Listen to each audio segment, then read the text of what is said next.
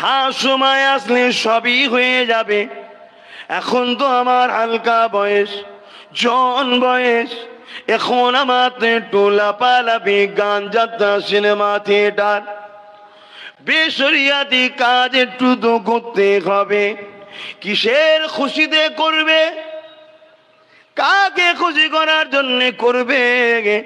তুমি কি জানো তোমার আব্বা, আমার আব্বা আদম আলাইহিস সালাম কি আল্লাহ পাক মর্যাদা দিবার জন্য বলেছিল সিজদা কর। ফেরেশতারা করে ইবলিসকে আল্লাহ পাক তার রহমতের দরবার থেকে বার করে দিয়েছে। এই বার করে দিবার জন্য ইবলিস সেদিন প্রতিজ্ঞা করেছিল, আল্লাহ পাক আমি আপনার বান্দা বান্দি আদমের জন্য তো আপনি আমাকে বার করে দিলেন, ওই আদমের ছেলে মেয়েগুলোকে আমি জাহান্নামী বানাবো। যে কাজ করলে জাহান্নামে যাওয়া যায় ওই কাজেই কিন্তু আদম সন্তানের ছেলেদের ঘরে ইবলিস নিয়ে যেতে লেগেছে, ইবলিসের চেলারা নিয়ে যেতে লেগেছে। এ যুবকেরা, আজ যদি গান হয় সেখানে আমরা সামনে গিয়ে বসি কেন? অর্ধ উলঙ্গ নারীর নাচ দেখবো বলে।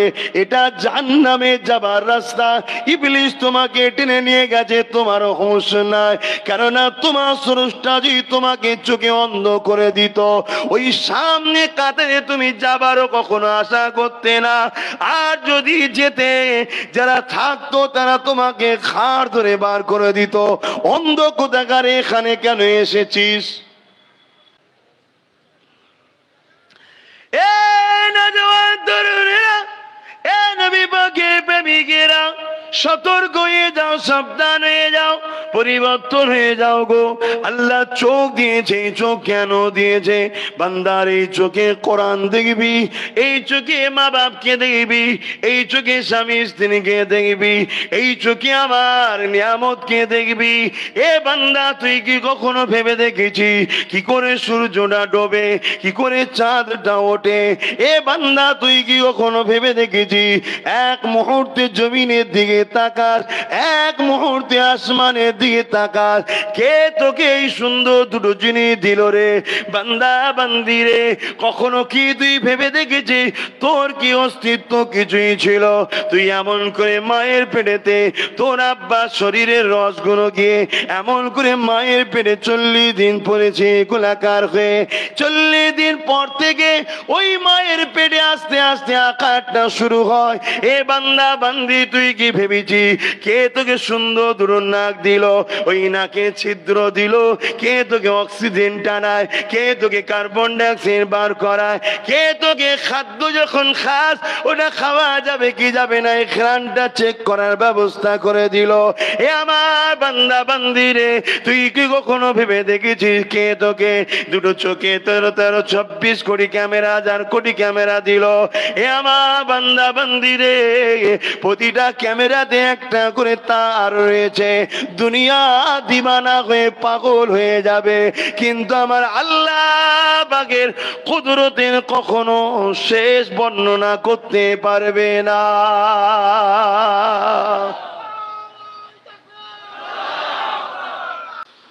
তোদেরকে আমি দুটো পা দিলাম, কখনো চিন্তা করেছিস এত ভারী শরীরটা তোর ওই সরু সরু দুটো পায়ে কি করে দাঁড়িয়ে আছে?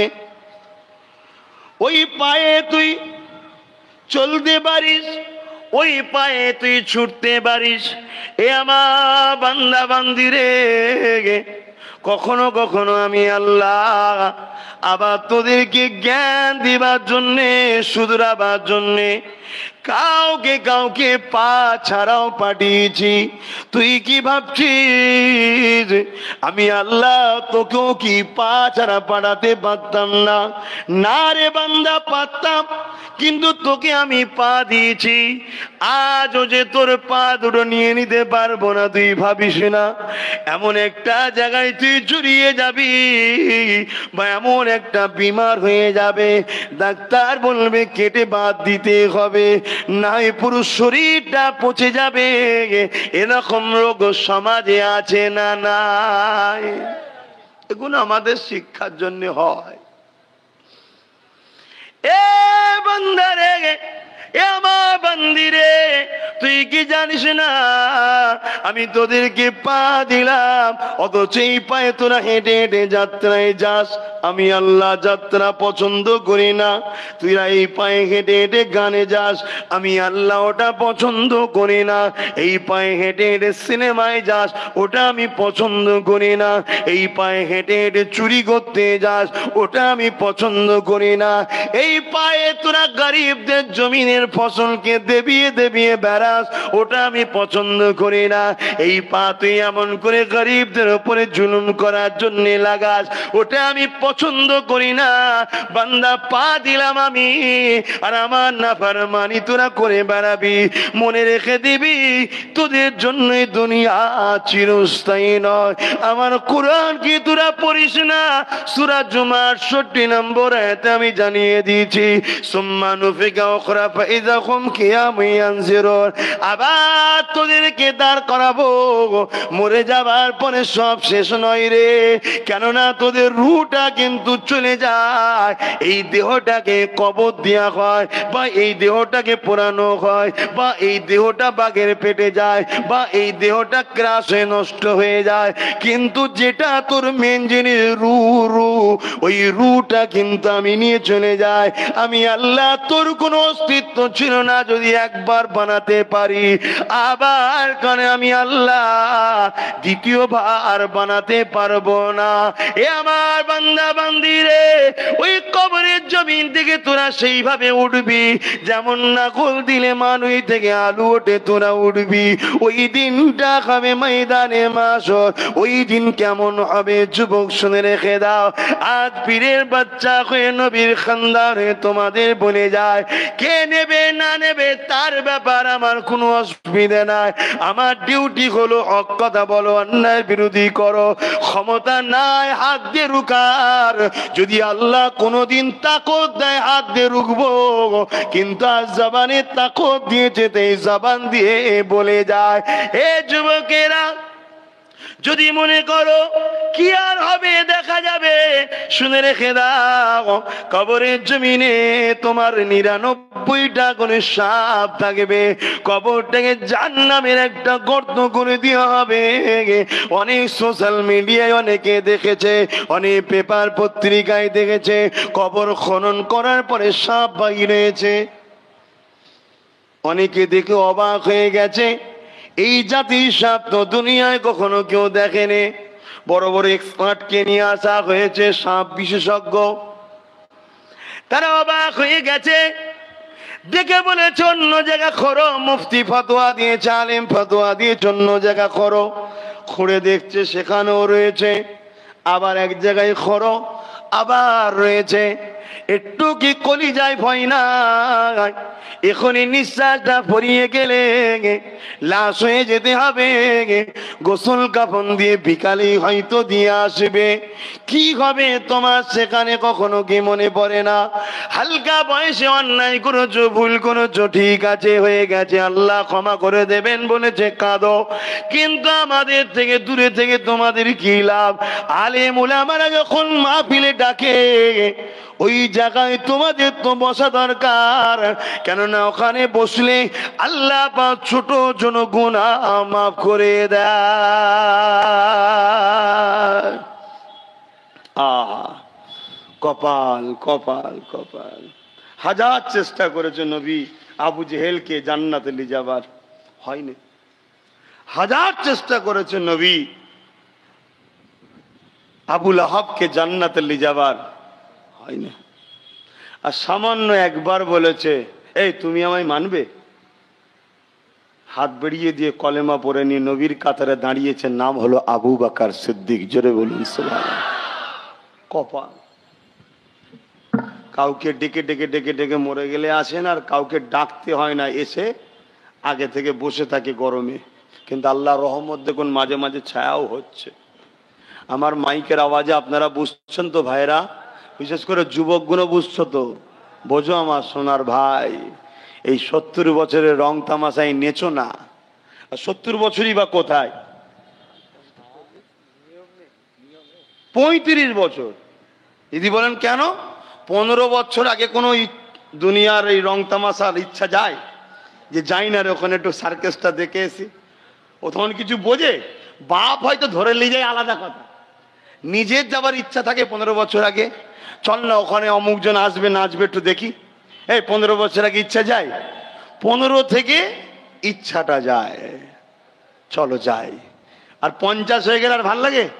দূরে ভাল লাগে না, তো চাচি ঠিক আছে কি, তখন আর মন যায়? তাহলে 15 আর 50 কত হচ্ছে? 35। 35-এর মধ্যে হাফ ঘুম আছে, ঘুম। বুঝতে পারছেন না? তাহলে কত? আরে অঙ্ক বলবে তো? হ্যাঁ বলো না। 17.5। কেন আমরা তো বলি সাহেব, তোমরা ভাবো আমরা অঙ্ক জানি না, একটু তোমরাই বলো। 17.5। 17.5-এর মধ্যে আবার পেট তো আছে রে বাবা, এ তো কারো কথা শোনে না। সে দাদার কাছে যাওয়ার, দিদির কাছে যাওয়ার, হুজুরের কাছে যাওয়ার, যে কোনো ফ্রিতে ঝেড়ে খাওয়ার ধান্দা করো, তার জন্য টাইম বার করতে হবে। ওই টাইমটা তুমি আর 17.5টাইতে দাও না, এই 7.5টা দাও। কি গো, পুরো হাফ করছিনি, তাহলে রইল কত? 10। আবার যদি এর মধ্যে মাঝে মাঝে করুণা আসে, আইলা আসে, অশনি আসে, ইটা আসে, উটা আসে, ব্যাস হয়ে গেল তো কেলোর কীর্তি, ব্যাস সব শেষ। এখন তো এবার ঘন ঘন আসবে। এই বলবেন চলে গেল, ঠিক করেছেন খেটো দাঁড় করিয়ে সবে ঘামটা মুছেছেন, বলছে আবার একজন আসছে, তাই নাকি? খেটো ধরে দাঁড়িয়ে থাকো। ছাড়বেন পান্তা পাতাতে খেতে যাবেন, বলবে আবার একজন আসছে, দাঁড়া তোদের ব্যাগ সিধে করে ফেলবে আমার আল্লাহ, আমি খুব ফুর্তিতে আছি। দিদি বলেন কেন? মানুষের ক্ষতি হচ্ছে, আপনি ফুর্তিতে আছেন? মানুষের ক্ষতি হচ্ছে। কে বলেছে মানুষের ক্ষতি হচ্ছে? মানুষরূপী অমানুষগুলো মরছে। কথা বুঝে আসছে না? নাই। মোমেনের পায়ে কাঁটা ফুটাটাও হলো আল্লাহর রহমত। জোরে বলুন সুবহানাল্লাহ। তাহলে আমার ঘর যাক, দৌড় যাক, আমি যাই, আমার মা বাপ যাক, সব যাক, আমাদের অসুবিধে আছে? আমরা তো মোমেনা। আমাদের আবার সমস্যা কিসের? কারণ আমাদের বিমার হলে নাকি রাসূল বলেছেন, মোমেনের বিমার হলে হয় গুনাহ থাকলে গুনাহ মাফ, আর গুনাহ যদি না থাকে মাকামটা বাড়ে। জোরে বলুন সুবহানাল্লাহ। তো গরিবের নওয়াজের বিমার হয়েছে, এটা তো গরিবের নওয়াজের মাকাম বেড়েছে। দাদা হুজুরের বিমার হয়েছে, দাদা হুজুরের মাকাম বেড়েছে। আজকে তোমার আমার যদি বিমার হয়, মাকাম যদি নাও বাড়ে, কমসে কম গুনাহ তো মাফ হচ্ছে। তোমার আবার টেনশন কিসে? গুনাহ নিয়ে কবরে যেতে চাও নাকি? তাহলে একটু আওয়াজ বুঝতে পাচ্ছেন তো সব? না আমার কথাবার্তা আপনারা বেজার হচ্ছেন? আহা, জাহান হোক গে জান, এবারে একটু আসেন ময়দানে মাসরটা শোনেন। অনেকে আবার বলে মৌলী সাহেবরা আজকাল ভয় দেখানো শুরু করেছে রে, ওদের পাল্লায় পড়িনি। অনেকে বলে এই কাউকে জোর করছে মৌলী সাহেবরা, এই কাউকে জোর করে তো মৌলী সাহেবরা যখন ভয় দেখাচ্ছে তো পাল্লাই পড়তে হবে না? যাও না বাবা, যাও না। শুধু যদি মৌলী সাহেব কোনো দুটো জিনিস মাথায় লাই, সব বেটা জব্দ হয়ে যাবে। শুরুতেও মৌলানা লাগে আর মরণেও মৌলানা লাগে, এই দু জায়গায় আমরা যাব না। সব জায়গায় যখন তোরা আমাকে বাদ দিয়েছিস, এই দুটো জায়গা থেকে আমরা বাদ দিলাম। শুনছেন না শোনেন না? সব জায়গায় আমাদের বাদ দিয়েছে না দেয়নি? ব্যবসা আমাদের ফলো করে, সংসার আমাদের ফলো করে, আত্মীয়তায় আমাদের ফলো করে, রাষ্ট্র সেবায় আমাদের ফলো করে, রাষ্ট্রপ্রেমে আমাদেরকে ফলো করে, আত্মীয়তায় আমাদের ফলো করে, সন্তান মানুষ করায় আমাদের ফলো করে। আমাদের বলতে কি, আমরা মুহাম্মদ রসুলের যেটা শিখাই ওটা কি ফলো করে? করে না, সব বাদ দিয়েছে। শুধু নামাজের বেলায় ডাকে, জানাজায় ডাকে, আর জন্ম হলে আজানে ডাকে, আর মাহফিলে তাও কোনো রকম নাই, একটু যাই দেখি, ব্যাস। এছাড়া আছে কোথা? সব তো বাদ। তো সব যখন বাদ, জন্ম হলে আজানে তো বা আমরা নেই, আর মরণে জানাজাতেও আমরা নেই। যদি আলেম মৌলী সাহেব গুণ এটা ঠিক করে লেয়, ওই গো চাচা এইদিকে দেখবেন তো, ওহ কি চিন্তায় পড়েছে আল্লাহ জানে, কি চিন্তা করছে। ঠিক বলছি তো নাকি? কেন আপনারা সব সিনিয়র মানুষ তো, তাহলে দেখ সব ঠিক হয়ে গেছে। এই আমার ভাইরা, ভালোবাসি তো একটু আনন্দ করে বলছি, এখনো সময় আছে, ফিরে আসো।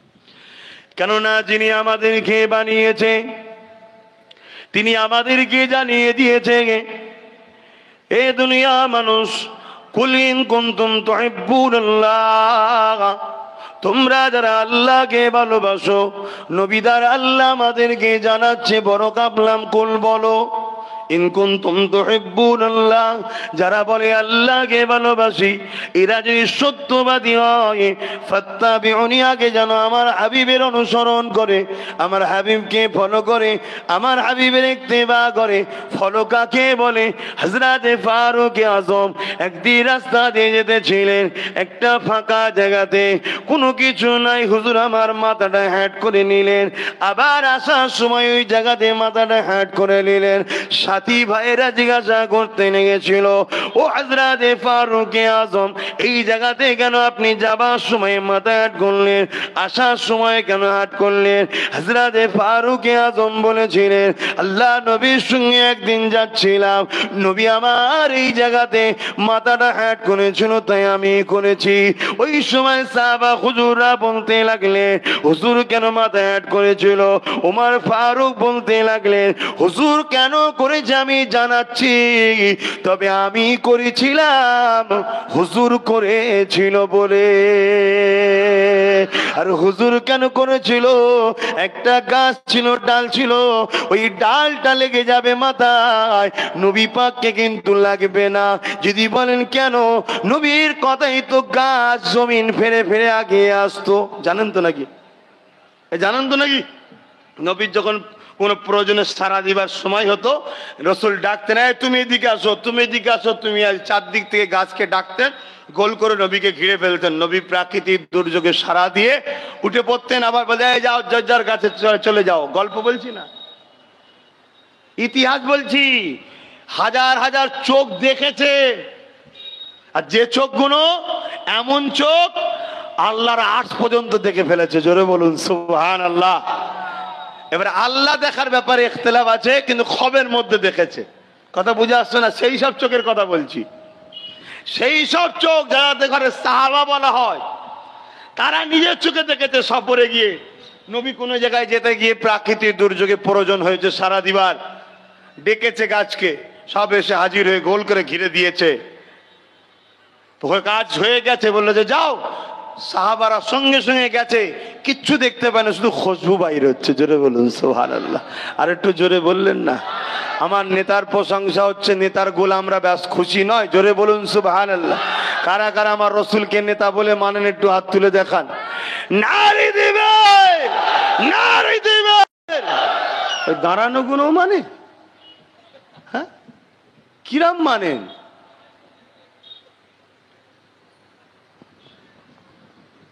থাক, আর বলবো না।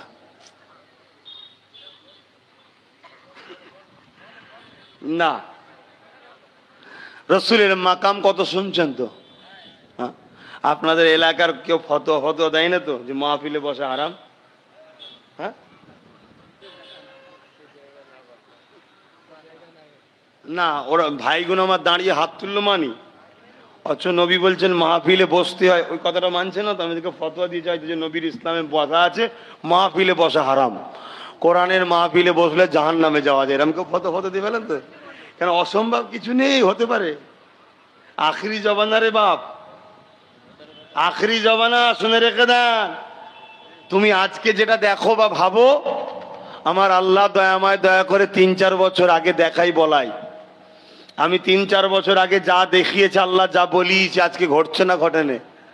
কি গো, একটু সারা দাও, ঘটছে না ঘটেনে? আজকে আমি তোমাদেরকে বলে দিয়ে যাচ্ছি, আগামীতেও ঘটবে।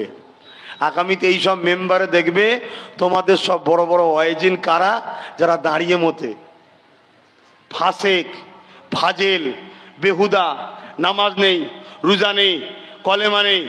আলেম ওলামাদের অবস্থা কোথায়? আলেম ওলামারা বেশিরভাগ থাকবে জেলে।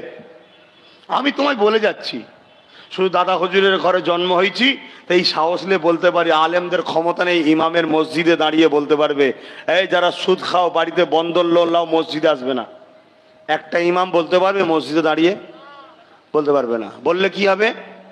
ফজর হবার আগে তোকে না দেখতে পাই, তোকে যেন মনে হচ্ছে বাপের বুনাই হয় তোকে। এই কথা ভুল বলছি নাকি? রসুল বলছেন যারা দুনিয়ায় আলেমদের সাথে এক খাঞ্চাতে খাবে তারাও জান্নাতে যাবে। জোরে বলুন সুবহানাল্লাহ। আমি আমার বাপের গল্প শোনাতেছিনি, ভাল লাগে মান, না ভাল লাগে জাহান্নামে ঢুকে যা, দেখার দরকার নেই। আমার মিজাজ টক হয়ে গেছে, জ্বলে জ্বলে জ্বলে জ্বলে জ্বলে জ্বলে জ্বলে জ্বলে। আল্লাহ যদি বলে তোর এত মিজাজ কিসের? আল্লাহ তুমি তো বলেছিলেন বালহুম আদাল, চতুষ্পদ জন্তু। তা চতুষ্পদ জন্তু যারা হবে তাদের সঙ্গে ভালো কথা কি বলবো?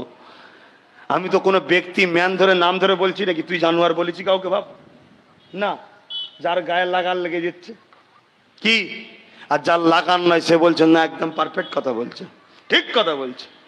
ধর্মের জায়গায় যদি আপোষ চলতো তাহলে আমার রসুল পাক সাল্লাল্লাহু আলাইহি ওয়াসাল্লাম তো চুক্তি করে নিত আবু জেহেলের সাথে।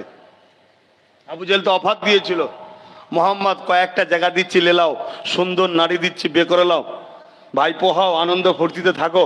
যদি বলে একটা দুটো হবে না, অনেক লাগবে, তাও দিচ্ছি, চলে যাও। আমার রসুল কি বলেছেন? আস্তাগফিরুল্লাহ, এই জমিন আসমান কায়নাত জিনার আমি তার দাস, তার দাসত্ব করতে এসেছি, তার বাণী প্রচার করতে এসেছি। অতএব পৃথিবী কেন, সূর্য চাঁদ যদি আমার কাছে এনে দেওয়া হয় তথাপি আমি আমার আল্লাহর রাজি ছাড়া অন্যদিকে যাব না। জোরে বলুন সুবহানাল্লাহ। আর আজকে সেই নবীর উম্মত দাবি করে 500 টাকা দেবো, চ ওর মাথায় বাঁশ মারতে হবে। মাছ তো দূরের কথা, কল্লা উড়িয়ে দেবে। এ আছে না নাই মুসলমান? এরাও বলে আমরাও নবীর উম্মত, তা কি জীব দিয়ে ছেঁটে খাবো নাকি? আল্লাহ রসুল বলেছেন 73 দল হবে, 72 জাহান্নামী হবে। 72টাই মুসলিম দাবিদার। 72ও নামাজ থাকবে, দাঁড়ি থাকবে, টুপি থাকবে, রোজা থাকবে, সব থাকবে, তারপরও জাহান্নামে যাবে। কেন বুঝতে পারছেন না? এ অজে অসুবিধে হচ্ছে, মন খারাপ হচ্ছে, উলামা ভাইদের অসুবিধা হচ্ছে। এই কি খাররা লোক বলেন, ছোটবেলায় মধু খায় নাকি বলেন? জ্বলে জ্বলে জ্বলে জ্বলে এই জায়গায় পৌঁছে গেছি। কেন? আমি যা এই চোখে দেখছি তুমি তা দেখতে পাচ্ছ নি। হন চোখ কটা? 3টে। হ্যাঁ, আমার আছে না নেই আমরা জানে, অত বেশি বলতে চাইছি না। আল্লাহ যা দেখাই তোমরা তা দেখতে পাচ্ছ না, তোমাদের উপরে কি আসছে। তাই বলছি বাঁচার উপায় একটাই, কি? যিনি সৃষ্টি করেছে তিনার কথা মেনে লিবা। তিনার কথা কি? মা আতাকুমুর রাসূলু ফাখুযুহু ওয়া মা নাহাকুম আনহু ফান্তাহু। রাসূল যা আদেশ করেছে মেনে নাও, নবী যা নিষেধ করেছে ছেড়ে দাও। আল্লাহ নবী যা আদেশ করেছে মেনে নাও, আল্লাহ নবী যা নিষেধ করেছে ছেড়ে দাও। নামাজ পড়বে নবীজি ভাবে পড়েছে, রোজা রাখবে নবীজি ভাবে রেখেছে, হজ করবে নবীজি ভাবে করেছে, যাকাত দেবেন নবীজি ভাবে দিয়েছে, কন্যার মেয়ের বিয়ে দেবেন নবীজি ভাবে দিয়েছে, নাতিপুতিদের আদর করবেন নবীজি ভাবে করেছে। এ যুবক যুবতীরা, বাপেরা মায়েরা, যারা ঈমান এনেছো, যারা আখিরাতকে বিশ্বাস করো, যারা মৃত্যুর পর ময়দানে মাসনে উঠানো হবে মানো, তারা বিশ্বাস করো কিয়ামতের দিনে মাথার এক বেগদা ইখতিলাফ, এক হাত উপরে আল্লাহ বা সূর্যকে নাপিয়ে দেবে, সূর্যের 12 গুণ তাপ আল্লাহ বাড়িয়ে দেবে। এ যুবকেরা, এটা সেই সূর্য নয়, সেটা নতুন করে বানানো হবে। কেন? কুল্লু মান আলাইহা ফান, সব কিছু আল্লাহ ফানা করে দেবে। এই আসমান থাকবে না, এই চাঁদ থাকবে না, সূর্য থাকবে না, তারাগুলো ছোটে ছোটে গলে গলে গলে গলে পড়তে লাগবে। এই যে জমিন দেখছো, এটা পৃথিবীর উপরে, পানির উপরে ভাসমান। আজকের বিজ্ঞানের কথা আমি বলতে তোমাদের শোনাচ্ছি না, আমি তো মুহাম্মদ রাসূলের কথা বলছি। হ্যাঁ, আজকের বিজ্ঞান মানতে বাধ্য হয়েছে যে পৃথিবীতে একটা প্লেটের উপরে পানিতে ভেসে আছে, ওই প্লেটটা ফাটল ধরে গেছে। এ যুবক, বেশি দিন আর সময় নাই। এই যে বিশাল বিশাল পাহাড় দেখছো, এই পাহাড়গুলোকে আল্লাহ পাক পেরেক হিসাবে কাজে লাগিয়েছে। কেননা পানির উপরে পৃথিবীটা টলতে ছিল, আল্লাহ পাক ওই পাহাড়গুলোকে পেরেক হিসাবে সেটা দিয়েছে। যতটাও পড়ে আছে তার থেকে অনেক বেশি তোমার জমিনের তলায় পানির মধ্যে গিতে রয়েছে। এ যুবক, মেনে নাও, যদি বাঁচতে চাও, আর যদি মনে হয় না বেকার সময় নষ্ট করে না, যাও রিচার্জ করো আর গান টান যা মন যাই করবে যাও, জবাব আল্লাহর কাছে দেবে। আমি লিবার কেউ নয়, কিন্তু এনেছেন যখন বাঁচাবার চেষ্টা একটু ভালোবাসি বলে দিয়ে যায়। আল্লাহ নবী জানিয়ে দিলে ওই কিয়ামতের দিনে ময়দানে মাশরে এমন বাপ পাওয়া যাবে নিজের ছেলেকে জমিনে শুইয়ে দিয়ে ওই ছেলের বুকের উপরে পা দিয়ে দাঁড়িয়ে যাবে। কিয়ামতের দিনে এমন মা পাওয়া যাবে নিজের মেয়েকে জমিনে শুইয়ে দিয়ে ওই মেয়ের বুকের উপরে পা দিয়ে দাঁড়িয়ে যাবে। কিয়ামতের দিনে এমন ভাই পাওয়া যাবে নিজের বোনের বুকে পা দিয়ে দাঁড়িয়ে যাবে। কিয়ামতের দিনে এমন ছেলে মেয়ে পাওয়া যাবে নিজের বাপ মার মুখে পা দিয়ে দাঁড়িয়ে যাবে। সাহাবা হুজুররা শুনে কাঁদতে লাগলে, ইয়া রাসূলুল্লাহ হাবিবাল্লাহ এরকমটা কেন হবে? আল্লাহ নবী বলেছিলেন, বাবা সাহাবারা, ওই দিন সূর্যের 12 গুণ তাপ বেড়ে যাবে। বর্তমান সূর্য কোটি কোটি মাইল দূরে রয়েছে, এই যে তাপ এর থেকে 12 গুণ তাপ আল্লাহ পাক বানাবে। ওই সূর্যটাকে আল্লাহ মাথার এক বেগ দিলাম, এক হাত উপরে নামিয়ে দেবে। ওই সূর্যের তাপেতে যেমন লোহাতে আমন করে আগুন দিলে, আগুনে লোহা দিলে লোহাটা পুড়ে পুড়ে যেভাবে লাল হয়ে যায়, এই জমিনটা পুড়ে লাল হয়ে যাবে। মানুষ জমিনের উপরে দাঁড়াতে পারবে না। তাই যার উপরে যা চলবে তাকে জমিনে শুইয়ে দিয়ে তার বুকে পা দিয়ে দাঁড়িয়ে যাবে।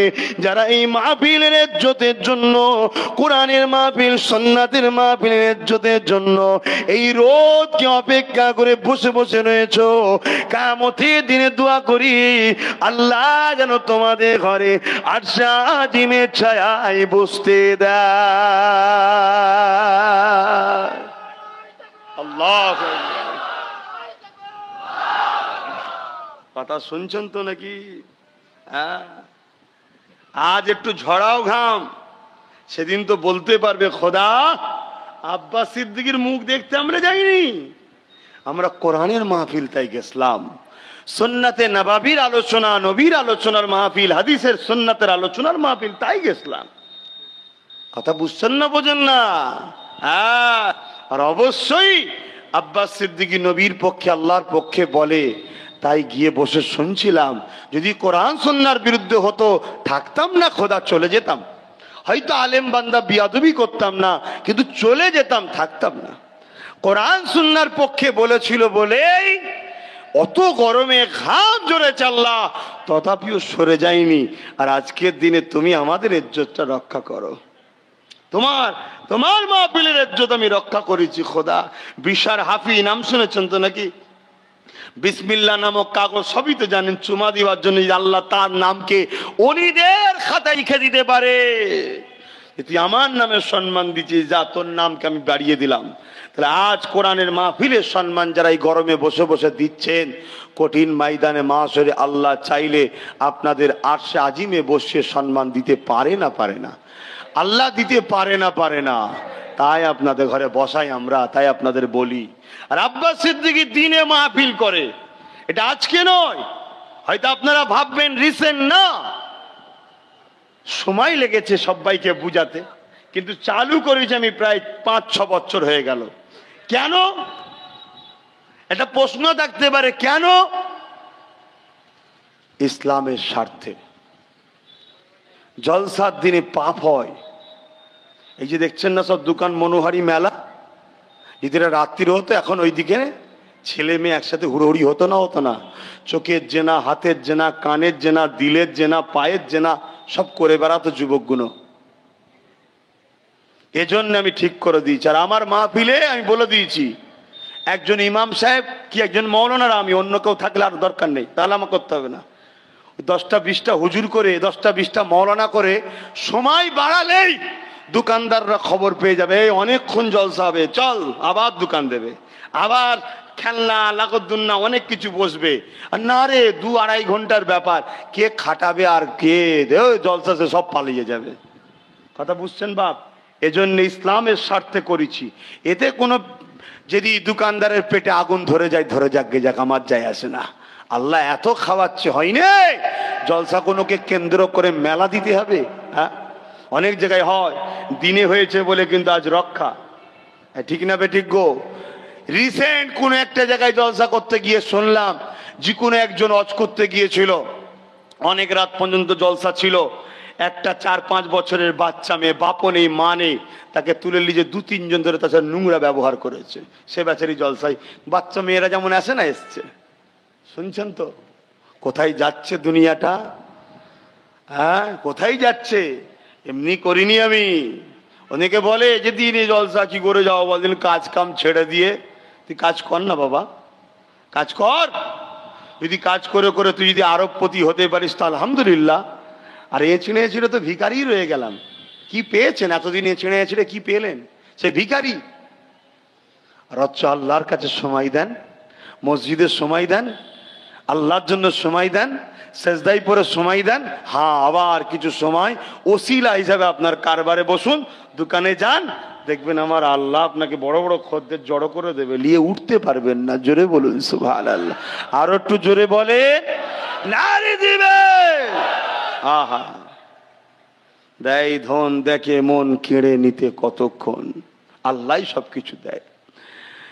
আল্লাহ নবী সাহাবাদিওকে বললেন, এই ময়দানে মাসুরে এত কোটি দিন হবে যেদিন মানুষ দাঁড়াতে পারবে না।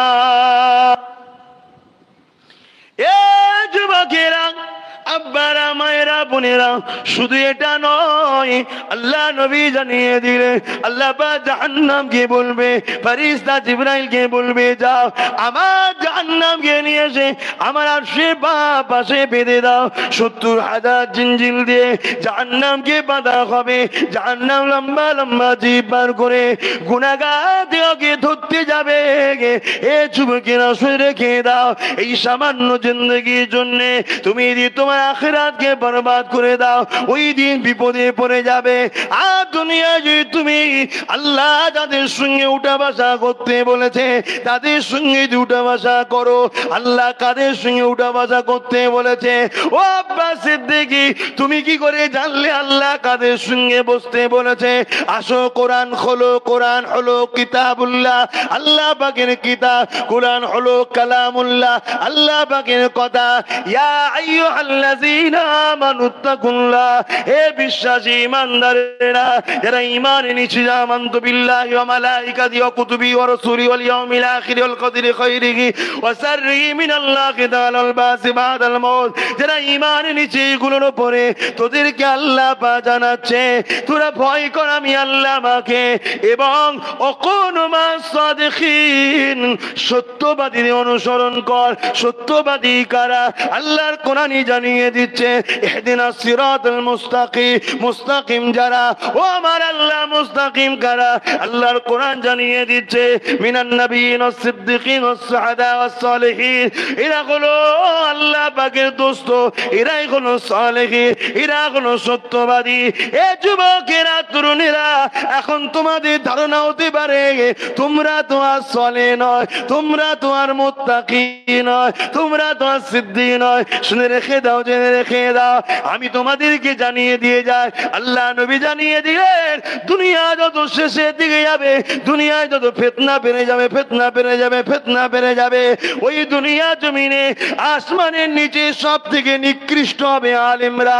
হ্যাঁ, নবী বলেছে সব থেকে নিকৃষ্ট হবে আলেমরা। আবার নবী পাকি জানিয়েছে, ওই দুনিয়া জমিনে আসমানের নিচে আখরি জামানায় যদি আল্লাহ পাকের কোনো বান্দা বান্দি হক কথা বলে, হক কথা বলে, হক কথা বলে, মনে রেখে দিও, ওই হকবাদী হলো সেই সময়ের জন্য আল্লাহ পাকের ওলি।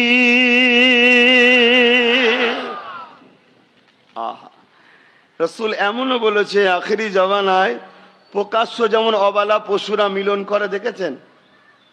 প্রকাশ্য, তাদের কোনো ঘর নেই, দোন নেই, লজ্জা শরম কিছু নেই।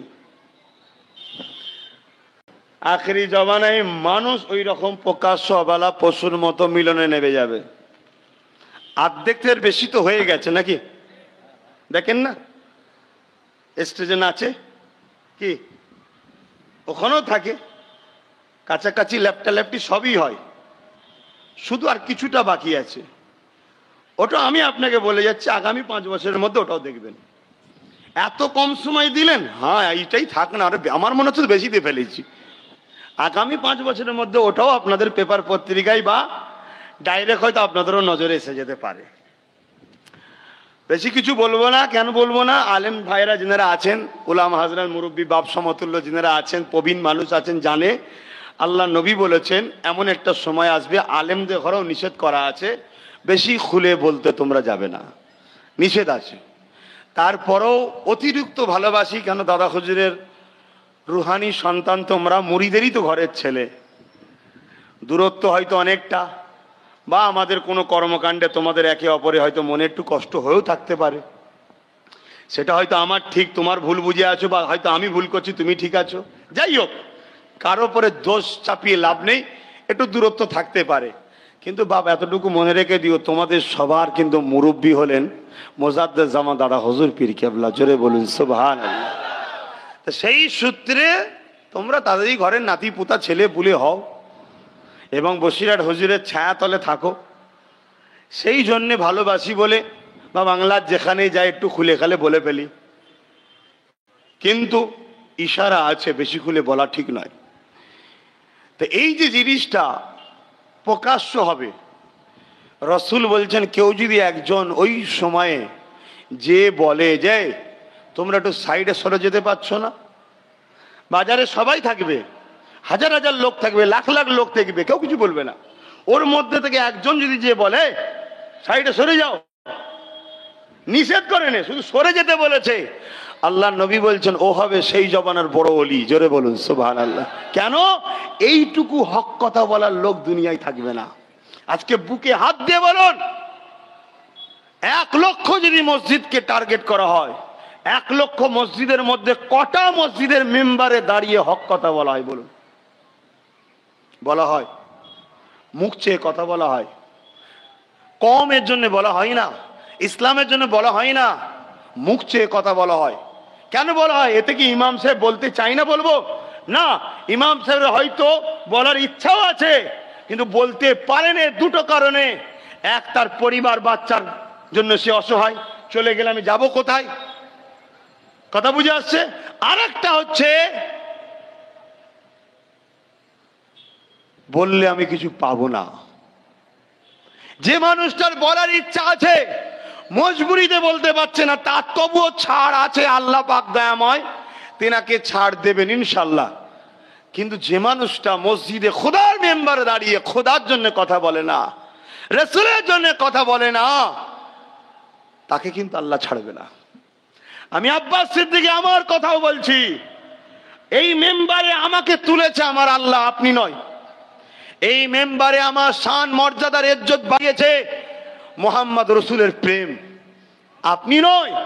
তাহলে আমি যদি এখানেও বসে আল্লাহর জন্য রাসূলের জন্য যদি হক কথা না বলি, আল্লাহ কিন্তু আমাকেও ছাড়বে না। কিন্তু অনেক বাধা বাধিকতা থাকে, তাই অনেক কিছু বলতে পারছি না।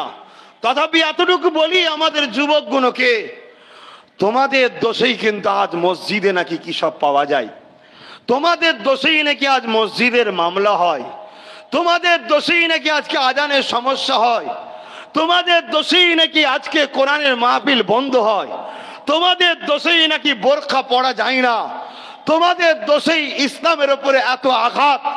আমি দোষ দেব না ওই সকল সন্ত্রাসগুলোকে যারা আমার মসজিদকে মিটাতে চাইছে।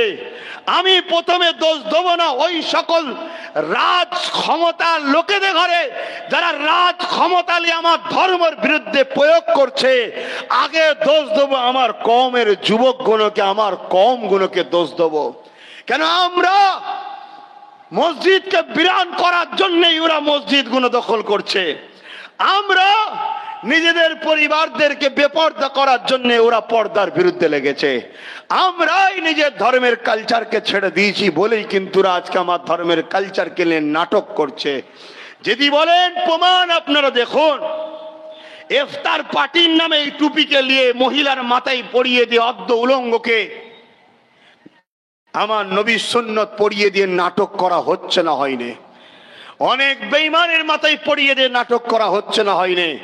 অনেক জালিদের মাথায় পড়িয়ে দিয়ে নাটক করা হচ্ছে না হয়নি? সেই মেম্বারে হয়তো অনেক মাওলানা মুফতি পীর সাহেব পীরজাদাও থাকে, কারো মুখে কোনো কথা থাকে না। হক কথা বলতে পারিস না তো উঠিস কেন? ওই মাহফিলে হাজারো লক্ষ আমার নবীর উম্মত দাবিদাররা গিয়েই নাকি ইফতার খোলে, অথচ হক কথা বলার সাহস থাকে না। কেন? আমি যদি ফলের জুসটা না পাই। অথচ তোমার আল্লাহ, তুমি দুনিয়ায় আসতে দেরি করেছিলে, তোমার আল্লাহ তোমার মায়ের স্থানে খাবার পাঠাতে দেরি করেনি। আজকে সেই আল্লাহর জন্য তোমার মুখে কথা নেই, আজকে সেই আল্লাহর জন্য তোমার একটু প্রতিবাদ করার নেই। ভুলে যাওনি বন্ধু, যেতে আব্বাসকেও হবে, যেতে তোমাকেও হবে, সবাইকে হবে, ছাড় কিন্তু কোনো বেটা পাবে না। যে আমি নবীর খানদানের ছেলে গো আল্লাহ, আমি পীর সাহেব ছিলাম, আমি জমানার মুজাদ্দেদের ছেলে ছিলাম, আমার পিছনে লক্ষ লক্ষ যুবক ঘুরতো, আমি ভিআইপি লোক, খোদা তুমি আমাকে রোদে দাঁড় করালে হয়? ও কথা ওখানে চলবে বাপ, ওখানে চলবে আমার মোস্তফার দিনের জন্য কি করেছিস বল? তোকে যে আমি দুটো হাত দিয়েছিলাম, হাতটা কোথায় লাগিয়েছিলিস বল? দিমাগ দিয়েছিলাম, দিমাগটা কোথায় লাগিয়েছিলিস বল? চোখ দিয়েছিলাম, নজরটা কোথায় লাগিয়েছিলিস বল? পা দিয়েছিলাম, কদমটা চালিয়েছিলিস কোথায় বল? জবানে কথা দিয়েছিলাম, কি কথা বলেছিলিস বল? অর্থ পকেটে দিয়েছিলাম, টাকা খরচ করেছিলিস কোথায় বল? তোকে আমি এলাকার নেতা বানিয়েছিলাম, তাকতলা বানিয়েছিলাম, ওই তাকত দিয়ে তুই আমার দিনের জন্য কি করেছিস বল? গরিবদের জন্য কি করেছিস বল? আর যদি না বলতে পারো তাহলে যাও। শুনছেন তো? বড্ড বেশি বলা হচ্ছে নাকি আজকে? গরমের ছোট ভুল বকছি নাকি? আল্লাহ যথেষ্ট দয়া করে সুন্দরী আমায় বানিয়েছে। আপনার আমাকে পছন্দ নাও হতে পারে, আমাকে পছন্দ লাগে কেন? আমার মধ্যে যা আছে গুণ কিছুই আমার না, সবটাই আমার আল্লাহ, তাই আমাকে ভাল লাগে। কথা বুঝছেন না, বোঝেন না? হ্যাঁ, আমার মধ্যে যা আছে সবটাই আমার আল্লাহর, তাই আমার ভালো লাগে। ওই জন্য আমার আল্লাহ আমাকে যা বানিয়েছে অবশ্যই খুব সুন্দর বানিয়েছে, খুব নিখুঁত বানিয়েছে। অতটা খারাপ আল্লাহ পাকের সৃষ্টি নয় যে সামান্য গরমের কাছে হেরে যাব। সামান্য গরমে হাজার হাজার ছেলে রোজা রাখতে পারে না। না বন্ধু, অতটা কম ঈমান নয় যে সামান্য গরমের কাছে বলবো যে মোস্তফা রেখে যাওয়া রোজাটাকে আমি ছেড়ে দেবো। এটা নিজেকে প্রশ্ন করুন, তবেই উত্তর পাবেন। কথা বুঝে আসছে? পাগল হয়ে যাচ্ছি ভাই, একটা দিন সময় পাচ্ছেন যে নিজে একটুখানি নিজের প্রয়োজনের কাজগুলো করব। আমার নিজের সংসারের জিনিসপত্রগুলো একটু দেখব, পরিবারের স্ত্রীর জিনিসপত্র তার বাজার করে দিয়ে আরো প্রয়োজনে, যে সে সময়টুকু পাচ্ছি না। ফোনে ফোনে শুধু কথা হচ্ছে, আর এখন সব আল্লাহ কারে বেরিয়ে পড়েছে, কি বলে ডেলিভারি হয় না কি সব অনলাইন, সব বলে দিচ্ছি, দলি যে দিয়ে যাচ্ছে, বাচ্চা ভাগনারা আছে সব ঘরে পৌঁছে দিচ্ছে, বাজার হোক আর সব দিয়ে যাচ্ছে। এই দিনের কাজ করতে গিয়ে আমার পয়সার দরকার হয়েছে না? একটা মানুষ, একটা ইমাম সাহেব কত মাইনে? 8,000 দেয়? হ্যাঁ দেয় না? এখন ওই মমতা যা দিচ্ছে তাই মানিয়ে যাচ্ছে, গাড়ির থেকেও দিচ্ছে না, তাই গাড়ির থেকেও দিচ্ছে না, এরা হিসেব দেবে ইমাম সাহেবের খাটিয়ে। আমি আর কথা বলবো বলি এখানে আর কথা বলবো বলি, যেখানে ইমামের এই পরিস্থিতি, আর কি হবে? বড় আফসোস বাপ। অন্যান্য ধর্মের দিকে তাকান, আমি কোনো ধর্ম ছোট বড় করতে শুনি, বাস্তবটা প্রত্যেক ধর্মের অনুসারীরা চায় তার ধর্মগুরুরা ভিআইপি ভাবে থাক। যদি কেউ ভুলকে যে ধরাও পড়ে যাচ্ছে, অনেক ধরা পড়ছে না, তারপরে বলছে ও ঠিক আছে বাবা তো যায়। আর আল্লাহ কারে আমাদের এরকম কোনো ব্যাড রিজন নেই, এরপরেও যেন আমাদের ঘরে আমাদের ধর্মের ছেলেরা কি শুধু মারতে বাকি আছে। ওটাও কোনোদিন শোনা যাবে কোনো জায়গার মসজিদে দিচ্ছে। আচ্ছা, এর কারণটা কি? এর কারণ কিন্তু দুটো। প্রথম দোষ কিন্তু আমাদের গায়ে মেনে নিতে হবে, আমি আমার গায়েও মেনে নিচ্ছি।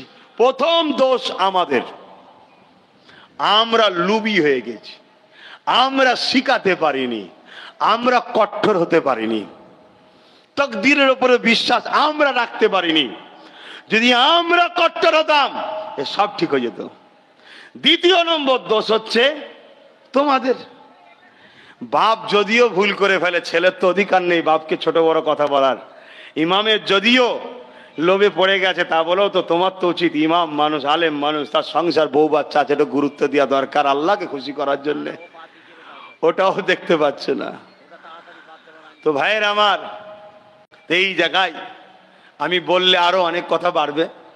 আপনারা হয়তো মনে মনে অনেকে কষ্ট পেচ্ছেন যে আমরাই নিয়ে এলাম, আমরাই এসে দাঁড়ালাম, আর ভাইজান যেন মনে হচ্ছে আমাদের ঘরেই বলছে। ভাই, আমি কারো নাম ধরে বললাম, কোনো ব্যক্তিকে আঘাত করলাম? ইসলামের তরোয়াল চালিয়েছি, না সত্যের তরোয়াল চালিয়েছি, যে আসামি সে তো কাঠগড়ায় উঠেই যাবে, কিছু করার নেই। তাতে যদি আমারও গর্দান যাবে, কিন্তু আমার গর্দান বাঁচাতে গিয়ে ইসলাম না চলে যায়। হাজারো আব্বাস সিদ্দিকীর গর্দান যাবার পরেই কিন্তু পৃথিবীতে তোমার গ্রামে আজকে ইনসাফটা এসেছে। লক্ষ মায়া বাচ্চা হারাবার পরে তোমার গ্রামে আজকে মা বাপের সম্মানটা এসছে। লক্ষ বোন আমার, মা আমার বিধবা হওয়ার জন্যে তোমার গ্রামে আজকে ইনসানিয়াত, ইনসাফ, মানবতা, সততাটা এসেছে। আজকে আব্বাস সিদ্দিকীর জন্যে বা কোনো মোল্লা মলি সাহেবের জন্য ইসলাম না চলে যায়, কোনো আম মানুষের জন্য ইসলামের না ক্ষতি হয়ে যায়। তাই মনে রাখবেন একটা কথা, আমরা আলেমদেরকে সম্মান করব আল্লাহ আল্লাহ রসুলের জন্যে। যে আলেম দেখবো আল্লাহ আল্লাহ রসুলের পক্ষে নাই, তার সাথে বিয়াদবি করতে যাব না। কেন ওনার সাথে একটা শব্দ জড়িয়ে আছে, আলেম, হাফেজ। ওটাকে দূর থেকে মানুষ ভাববে খারাপ কথা, ঠিক না বেটি? যেমন একজন লোক ছিল জুল খোয়াইসরা তামিমি। জুল খোয়াইসরা রসুলের সঙ্গে বিয়াদবি করেছিল। হযরত ওমর বললেন, হুজুর একে আমি শাস্তি দেবো? আল্লাহ নবী বললেন না। কেন? এ মুসলিম দাবিদার। দূর থেকে লোক বলবে দেখো মোহাম্মদ তার কওমের লোককে তার কওমের লোক দিয়ে মারাচ্ছে।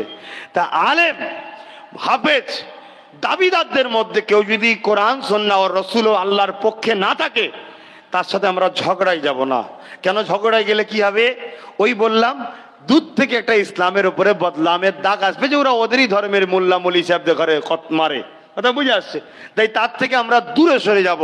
আর আমরা যাকেই ভালোবাসবো, সে পীর সাহেব হোক, পীরজাদা হোক, আলেম হোক, মুফতি হোক, উদ্দেশ্য একটাই থাকবে, আল্লাহ, আল্লাহ রসুল। কথা বুঝে আসছে? আসেন একটু সালাম দেবো। ইয়া নবী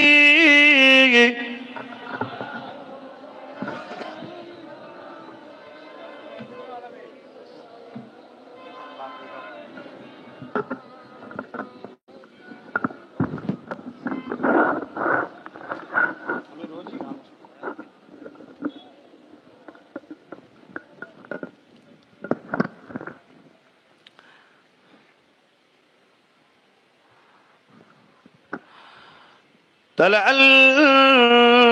البدر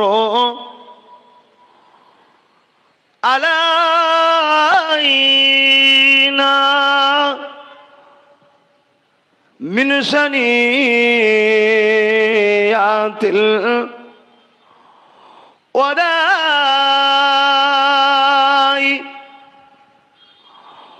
وجب الشكر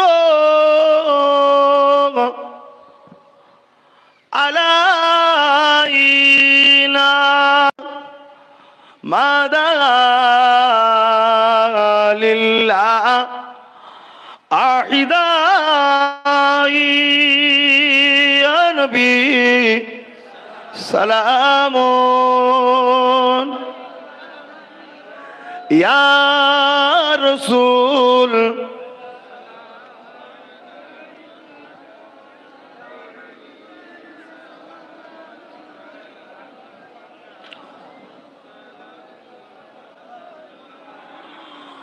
কঠিন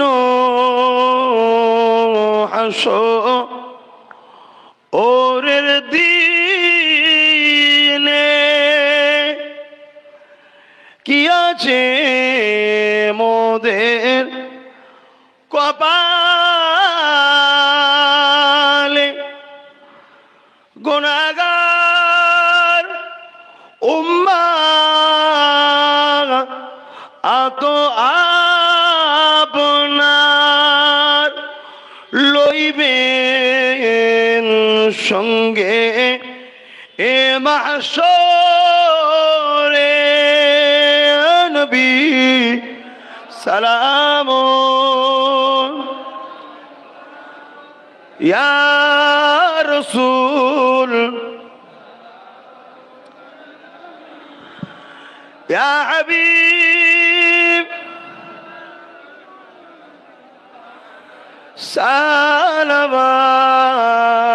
সালাওয়াতুল্লাহ। সকলে গে আগে বসেন, দোয়া বিয়া রব্বি সাল্লিম ওয়া সাল্লিম দাইমান।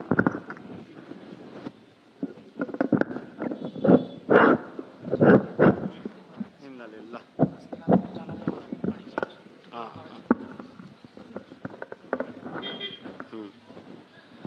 দরুদ শরীফ আল্লাহুম্মা সাল্লি আলা।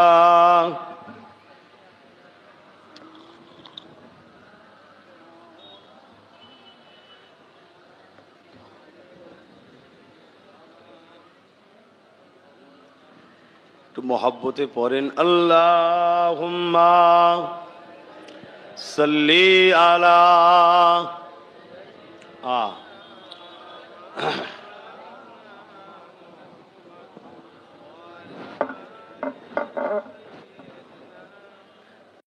একটু সরে যান, গাড়িটাকে যেতে দেন।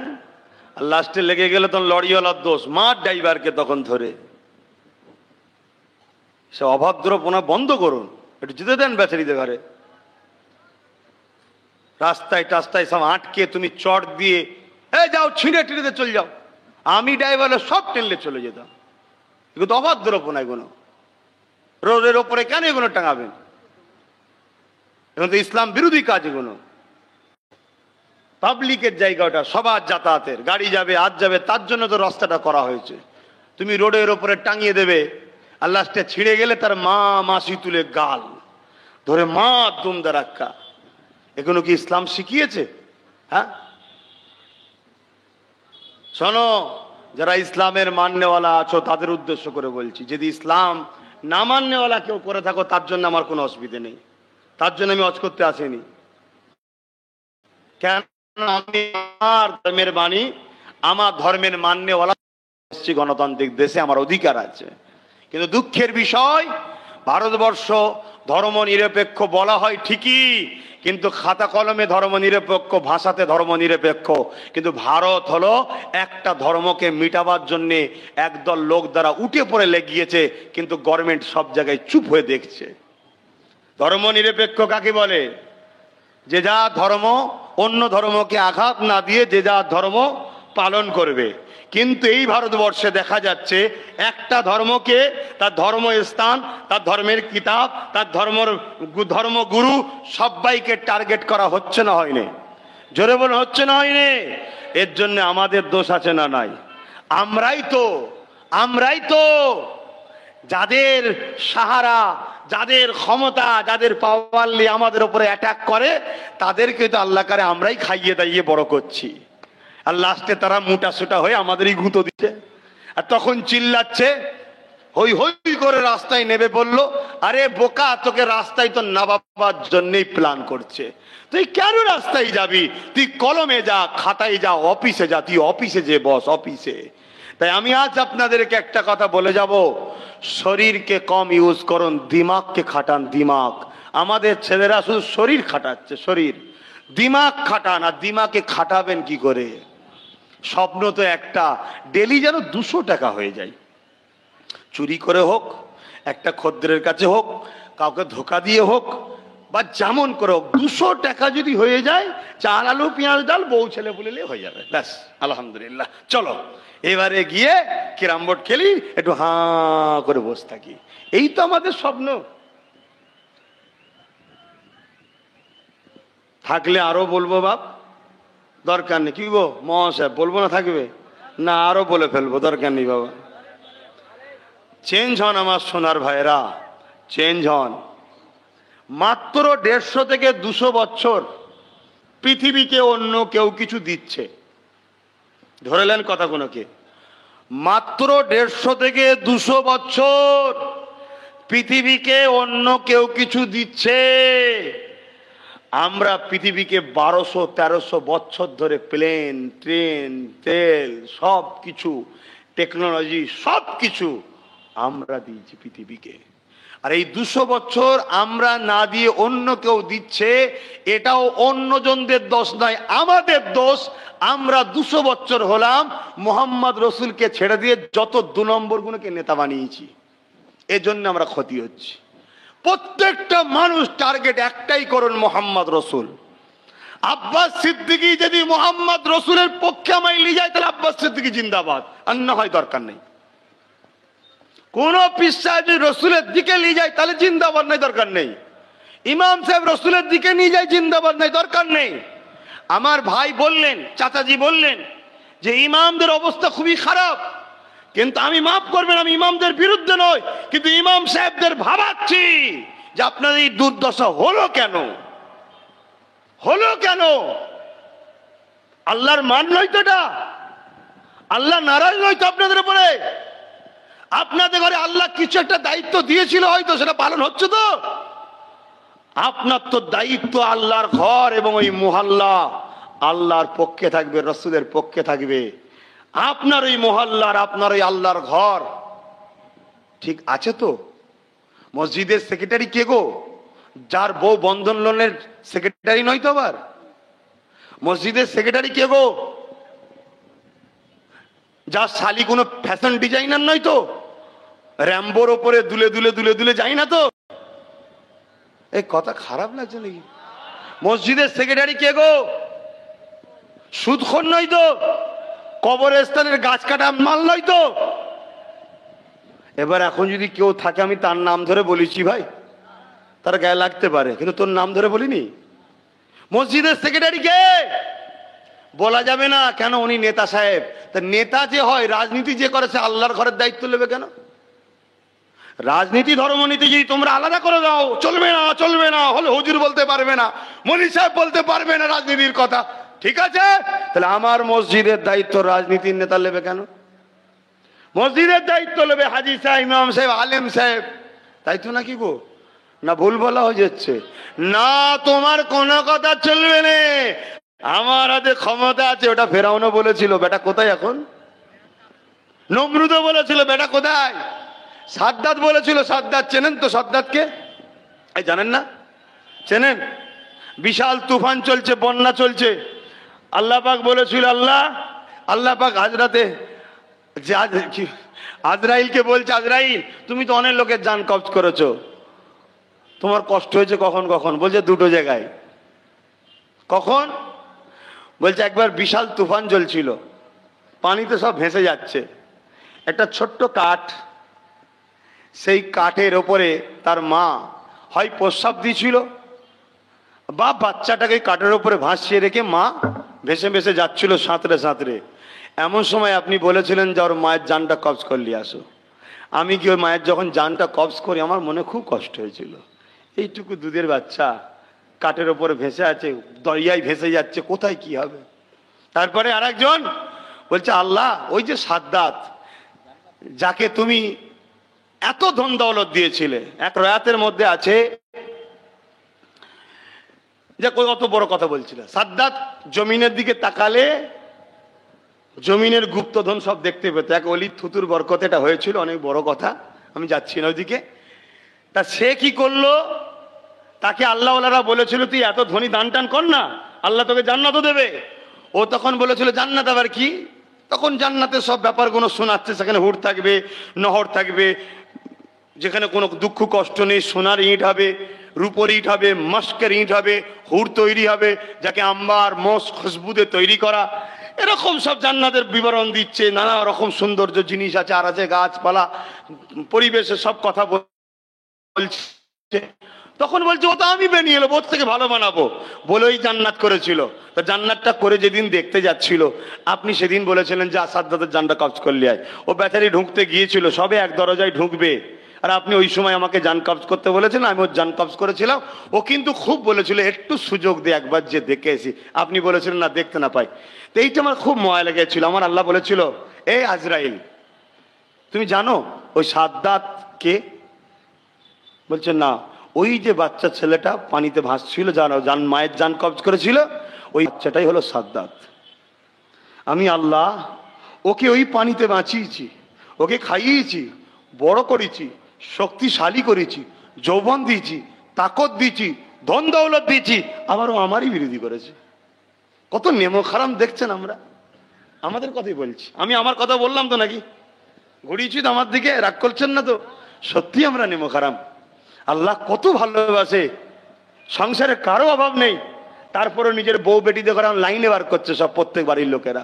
জানা রে, যদি কিছু ফ্রিতে পাস যা। কেন? ইসলামে পর্দা হালাল জানেন না? পর্দা করা ফরজ জানা? কেন? এটা তো একটা পরিকল্পনা। ইসলামের পুরুষদের ঘরে ধ্বংস করে ফেলেছে ইসলামের দুশ্মনরা। তোমার আমার হাত কবুল হয়নি। এখন যদি হাত কবুল হয়, বাড়ির বউগুলোর হাত কবুল হচ্ছে কেন? তুমি যদি হারামো ইনকাম করলে যে খাওয়াও, আল্লাহ ওদের ধরবে না। কথা বুঝে আসছে? তাই ইসলামের দুশ্মনরা বড় প্ল্যান করেছে এমন কিছু প্রকল্প বাজারে আনো, মহিলা ছাড়া অন্য কাউকে দেওয়া হবে না, মহিলাকে আসতে হবে। তখন তো আমার ভাবা দরকার ছিল, আমার মায়েরটা আমি গেলে কেন দেবে না রে বাবা, আমার বইয়েরটা স্বামী গেলে কেন দেবে না? বইয়ের নামেই দাও, দিচ্ছে না কেন? একটাই কারণ, তোমার পরিবারকে আসতে হবে। তোমার পরিবার যখন বোরখা পরে লাইনে দাঁড়াবে, তখন দুজন মদ্দা এসে বলবে, ও গো চাচি, কি ভাবি, তোমার তো ফটোটা মিলাতে হবে, দেখি না গো মুখটা একটু। কোথায় নিয়ে যাচ্ছে তোমাকে, আমাকে দেখছো? লাইন হয়তো তোমার ব্যাকে নে, তারপরে এসে গায়ে হাত দিয়ে বলবে, একটু সরো না গো ভাবি। চাচা কিছু মনে করবেন না, একটু সরো না গো। ওই জন্য আমার পাশে একটু চ্যাংরা ট্যাংরা বসাতো, হাত ফাত চলে যাই তো, সরো না। কোথায় নিয়ে যাচ্ছে দেখেছো? এটা হালাল না হারাম ইসলামে বলো। তাহলে আমার ধর্মকে মিটানোর পরিকল্পনা এ দেশে নয়, সারা পৃথিবীতে হচ্ছে না, হয়নি। এর জন্য কি আমার দেশ দোষী? না, কারণ এ দেশ আমার বাপের দেশ। জোরে বলুন সুবহানাল্লাহ। বাপ আদম আলাইহিস সালাম এ দেশে এসেছিল, এবং বাপ আদম আলাইহিস সালাম শুধু আসেনি, এদেশে সর্বপ্রথম বাপ আদমের সাথে মোহাম্মদ রসুল এসেছিলেন। জোরে বলুন সুবহানাল্লাহ। মোহাম্মদ রসুলের নূরটা কোথায় ছিল? বাপ আদমের সিনাতে ছিল না? ছিল না? হ্যাঁ, নিয়ে এখানে এসেছিল। তাই এদেশ আমাদের কাছে বড় প্রিয়, জানের থেকে বেশি প্রিয়। কেন? আমার বাপের সম্পত্তি, ছেলেকে হেফাজত করতে হবে না? হবে না? এখন চীন লে লিচ্ছে, ভুটান লে লিচ্ছে, পাকিস্তান লে লিচ্ছে, সব লে লিচ্ছে। কেন? অরিজিনাল বাপের বেটা দেশের দায়িত্ব পাচ্ছে না। তাই অরিজিনাল বাপের বেটাদের ঘরে আসতে হবে, ক্ষমতায় আসতে হবে, এসে নিজের বাপের সম্পত্তি, দাদুর সম্পত্তিগুলোকে বাঁচাতে হবে। এক কথা বুঝছেন না? বোঝেন না? কি গো, রাজনীতি করছি নাকি? বলবেন তো মৌলানা সাহেবরা, রাজনীতি করছি? একটু বলেন না গো, রাজনীতি করছি। আবার বলে আব্বাস সিদ্দিকী জলসা হবে না কেন? ও রাজনীতি করে। তোমার কোরআনের বিরুদ্ধে কথা না এটা? কথা বলেন, কোরআনের বিরুদ্ধে না পক্ষে কথা?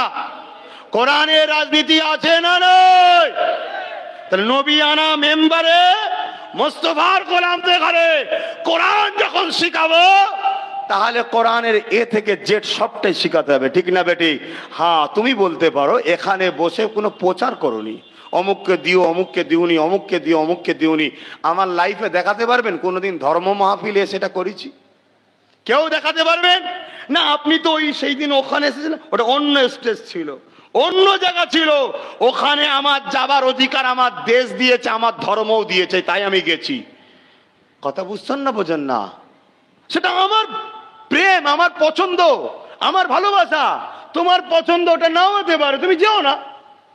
কিন্তু এইটা তোমারও পছন্দ, আমারও পছন্দ, কারণ এটা তোমার আমার উভয়ের, ঠিক না বেটি? কিন্তু দুঃখের বিষয়, তোমাকে মাথায় 500,000 দিয়ে এমন বোকা বানিয়েছে, এইটাকে বন্ধ করে দিচ্ছে, তোমার হুঁশ নাই। আব্বাস সিদ্দিকী তো ভরসা, যদি আব্বাস সিদ্দিকীর টার্গেট হলো, তাহলে 3700 মেয়ে পুলিশের চাকরিতে বসতে পারলো না কেন? মাথায় কাপড় দেওয়ার জন্য। তাহলে হিজাব কোথায় তোলা হচ্ছে বুঝতে পারছো? যদি আব্বাস সিদ্দিকীকে ফোর্স, যদি আব্বাস সিদ্দিকীর টার্গেট না হতো, তাহলে আমার ভাইয়েরা মসজিদ মাদ্রাসা কোনো এইসব তালা মারা হচ্ছে কেন? এটা তো ফোর্স। আব্বাস সিদ্দিকীর পিছনে বাংলা শুধু নয়, ভারত শুধু নয়, সারা ওয়ার্ল্ডের যুব সমাজের একটা অ্যাট্রাকশন, ভালোবাসা তৈরি হচ্ছে। এই যে প্রেম যুব সমাজের, তার মানে কি? এখন যাদের বয়স 20, 25, 30, 35, এই বয়সের ছেলেগুলো 100-র মধ্যে 90টা ছেলে মেয়ে আব্বাস সিদ্দিকীর সঙ্গে জুড়ছে। আজ যারা পাওয়ারের জন্য আমার ধর্মকে মিটাতে চাইছে, তারা দেখছে এই ছেলেগুলোর বয়স যখন 10 বছর বাড়বে, আমাদের বয়সটা এখন 50, 10 বছর পরে যাবে, হয় কবরে চলে গেছে অর্ধেক, আর না হয় বিছানায়, নাই হসপিটালে।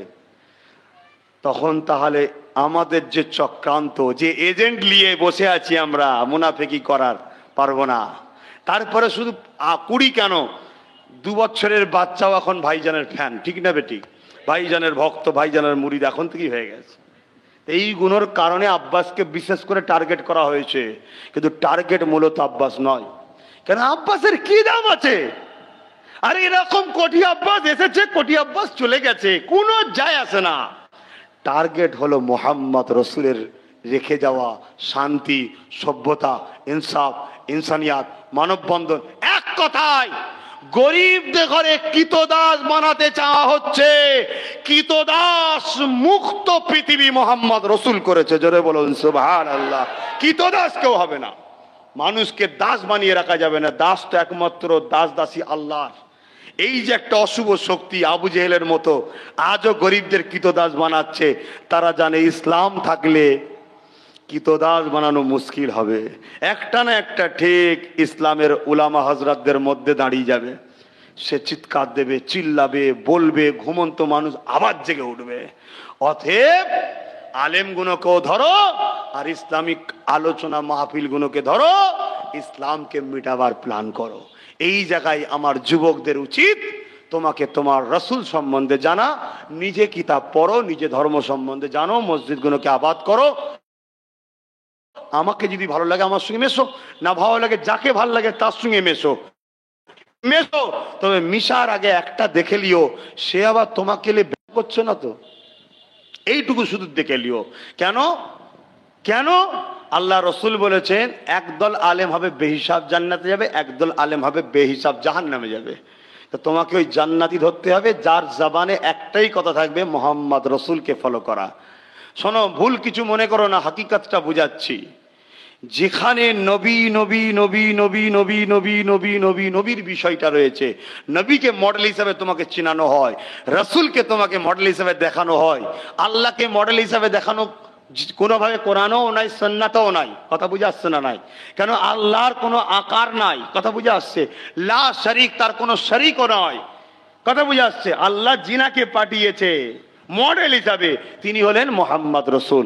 সেই মোহাম্মদ রসুলকে যেখানে চিনাবে, ধরাবে, বুঝাবে, তোমার কারবার, তোমার ব্যবসা, তোমার লাইফ স্টাইল, তোমার অর্থনীতি জীবন, তোমার রাজনীতির জীবন, তোমার পারিবারিক জীবন, তোমার রাষ্ট্রীয় জীবন, তোমার আত্মীয়তার জীবন, তোমার পাড়া প্রতিবেশীর জীবন, তোমার এডুকেশনের জীবন, তোমার অর্থনৈতিক জীবন, সমস্ত জীবন মোহাম্মদ রসুলকে ফলো করতে হবে। কথা আমার শেষ। এবারে বলো, রসুলকে ফলো করবে? হাত তুলে সাক্ষী দাও আল্লাহকে। যদি ফলো করতে চাও আসো, হাত না পাও, আসো। তোমাদেরকে আমি বলে যাই, তোমরা পীর আবু বকর সিদ্দিক নলেজ সিটি তৈরি হচ্ছে ফুরফুরা শরীফে, নাম শুনেছেন কি? অতএব এই নলেজ সিটির সঙ্গে তোমরা জুড়ে যাও। প্রথমে এই কাজটা করো। কেন? শিক্ষা এবং স্বাস্থ্য, সুচিকিৎসা, সুশিক্ষা, দুটো বিষয় ওখানে শহর তৈরি হচ্ছে একটা। কথা বুঝে আসছে? করতে সময় লাগে না? লাগে না। আপনাদের এলাকায় কোনো মসজিদ আছে, মাদ্রাসা আছে? একদিনে এত বড় হয়েছিল না অনেক দিন সময় লেগেছিল? তা আমার যে পরিকল্পনা, বিশাল একটা শহর, সেই শহরটা তৈরি করতে আমি 10 বছর টার্গেট রেখেছি। যে কোনো ব্রিজ তৈরি হয় গভর্নমেন্টের দেখবেন 4-5 বছর 10 বছর লেগে যায়, গভর্নমেন্টের শেষ নেই, সেখানেও সময় লাগছে। আর আমাকে মানুষকে বুঝিয়ে বুঝিয়ে চাওয়া, আবার যদিও চাইবো কালকে 10 জন এসে অনেক কিছু বলবে আবার, ঠিক না বেঠিক? এই হয়েছে, হ্যান হয়েছে, ত্যান হয়েছে, 2 বছর কাজ হয়নি কেন? আরে বন্ধু, লকডাউন ছিল, কাজ করব কি করে? পারমিশন করতে লাগে, অনেক কিছু করতে লাগে। দেখ, অত কোনো কথা নয়। তা আমাকে যদি বিশ্বাস করেন, আমার সাথ দিতে রাজি আছেন আপনারা? আল্লাহকে সাক্ষী রেখে বলেন, আমি কাউকে জোর করছি না। যে কোনো হাত তুলেছেন খুশি মনে তুলে রাখেন, আমি দেখবো না, আল্লাহ দেখছে। এই হাত গুণ হাত না বান, এই হাত গুণের কাছে আমার আবেদন, আপনাদের আব্বা আম্মা ভাই বোন সবাইকে বলেন নলেজ সিটির বাৎসরিক একটা দাতা হতে। 100 হোক, 200 হোক, 300 হোক, 400 হোক, 500 হোক, 1000 হোক, 2000 হোক, 5000 হোক, যাই হোক, দাদা হুজুরের নামে হচ্ছে, পীরের দোয়া পাবেন, দান হচ্ছে, সওয়াব পাবেন, এবং আপনারও চিকিৎসা হতে পারে ওখানে, আপনার বাচ্চাদের পড়াশোনা এবং চিকিৎসার ব্যবস্থা হতে পারে। কিন্তু এই বইটা থাকলে একটা সুযোগ সুবিধা তখন পাবেন, এই হচ্ছে কথা, অন্য কোনো কথা নয়। আপনি না দান করলেও চিকিৎসা পাবেন, কিন্তু সুযোগ সুবিধাটা হতেও পারে, নাও হতে পারে। খুন যখন পানি করে দিয়ে তৈরি করছি বাপ, একটু টিপে টিপে তো দেখেই লোবো না কি গো? হ্যাঁ, অনেক কষ্ট করছে আব্বাস সিদ্দিকী, কেউ না জানুক, আমার মালিক জানে। আমি পারি, আমার যা আল্লাহ মাসে ইনকাম দেয় শুনলে আপনাদের চোখ দাঁড়িয়ে যাবে। আল্লাহ মাই যা দেয় আমিও পারি, রোজ রায় BMW মার্সিডিজ চেপে ঘুরে বেড়াতে পারি। তা না করে 8 বছর 9 বছর পুরাতন গাড়ি কোথায় কম পয়সায় পাওয়া যায় দেখ রে বাবা, সেই কিনে ঘুরে বেড়াচ্ছি। কেন? যতটা পারি সেভ করছি, সেই পয়সাটা নলেজ সিটিকে দিব, সেখানে ঢুকাচ্ছি। যাতে করে এই স্বপ্নটা আমার পূরণ হয়।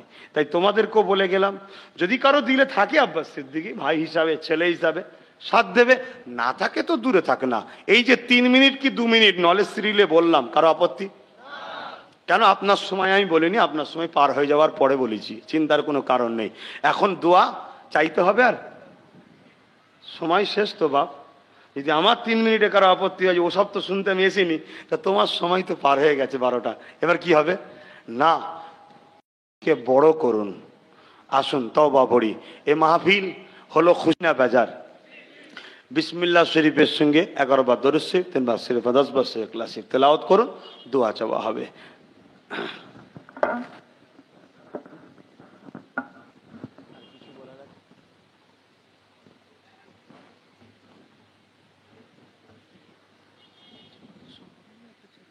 হ্যাঁ শুনলাম তো।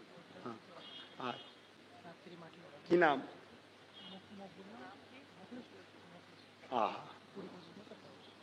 আজকে রাত্রে মাটি হবে। দেখো যুবক, ভাবো 20-25 বছরের এক যুবক মোহাম্মদ মুখলিসুল আল্লাহর ডাকে গতকালকে চলে গেছে। আজকে রাত্রে তার জানাজা। কোনো গ্যারান্টি নেই তোমাদের নিঃশ্বাসের। লাফালাফি করো না আমার ভাই।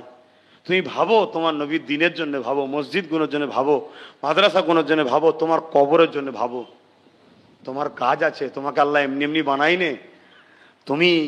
তোমাকে দুনিয়া লোভ দিয়ে টেনে রেখেছে, এদিকে আয়, এদিকে আয়, এদিকে আয়।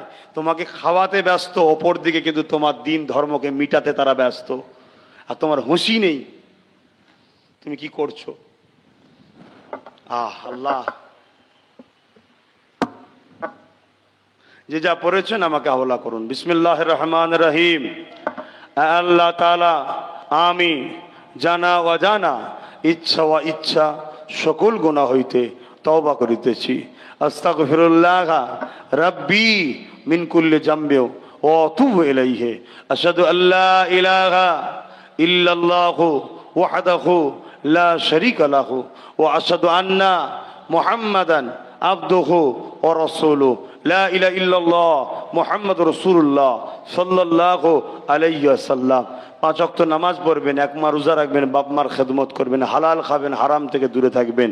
বাংলার মানুষ অনেক দলমত ইসলামের মধ্যে আছে, ছোট বড় দেখার দরকার নেই, সমালোচনা করার দরকার নেই। বাপ দাদু সবাই দাদা হুজুরের ওসিলায় ইসলাম পেয়েছে, দাদা হুজুরকে মজবুত করে ধরে রাখবেন।